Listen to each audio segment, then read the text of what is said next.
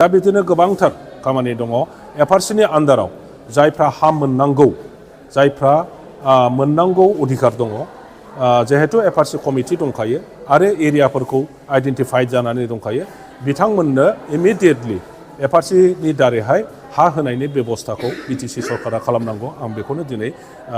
EM बिथां आरो forest department अफिसियेल्सफोरखौ बेखौ खावलायदों आरो बयबो बेखौ कनसियास जानाया मोजां ओनसोलाव गामिनि दैदेनगिरि बिथांमोनहा जिखि पार्टियाव थाया मानो जिखि धर्मआव थाया मानो बयबो गाव गावनि गामिनि मानसिफोरखौ बुजायलायनानै गोदानै हाग्रा सिफायनाय खामानिखौ टटेलि बन्द खालामनांगौ समाज हिसाबै मानसिनि नेचार हिसाबै जोङो बिटिसिनि मानसिया बर'खौनो बुं आदिबासिखौनो बुं नेपालिखौनो बुं जोङो प्राकृतिकजों सम्पर्क जानानैसो थांनानै थायो जोंनि धोरोमनिफ्राय आरम्भ खालामनानै जोंनि समग्र सामाजिक खामानिफोर आरो कालचार गासैबो रिलेटेड मिथिंगाजों दा जोङो गिफ्टेड जे बिटिसि जेब्ला दाजेनदों 2003 सनाव अब्लाबो 44% हा एरियाया बिटिसिनि हा एरिया फरेस्टमोन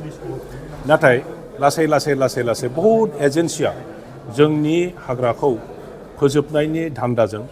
गोबां साइडनिफ्राय दा एनफर्समेन्ट नुनो मोनदों जागासिनो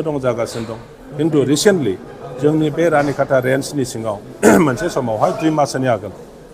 जे माखासे आदिबासिफ्रा गोदानै आरोबाव हाग्रा दानस्रांदों बेखौ लानानै गोबां दावराव जाखांबाय 2 मासनि उनावहाय आरो दा रिसेन्टलि बर'फ्रा मोनसे जायगायाव आरोबाव हाग्रा दानस्रांदों दा बेखौनो लानानै दिनै फरेस्ट डिपार्टमेन्टनि इएम फरेस्ट डिपार्टमेन्टनि अफिसार्सफोर आरो रायजो राजाफोर आरो बिटिसि सरकार गासै ज'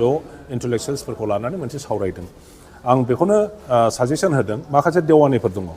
हाग्रा सिफायनायाव फैसा खांनानै बिसोरो हाग्रायाव सोयो दा बिसोरखौ आइडेन्टिफाइ खालामनांगौ इमिडियेटलि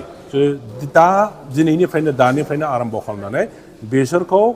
एरेस्ट खालामनानै जेलाव हरनांगौ नाम्बार 1 नाम्बार 2 बाउन्डारि डिमार्केसन एनक्रस जानायनि उनावबो माखासे दा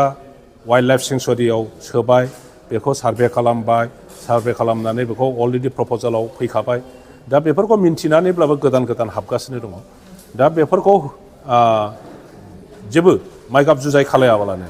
जि सार्भे जाबाय बे बर्डारजों लानानै दा बाउन्डारि पिलार खालामनो प्रयोजन दं आं बेखौ साजेसन होदों आरो जि दंफां मिलफोर बानायनाय जादों आगोलनि सरकारनि दिनाव आंनि समस्तियाव 29टा दंफां मिल बानायदों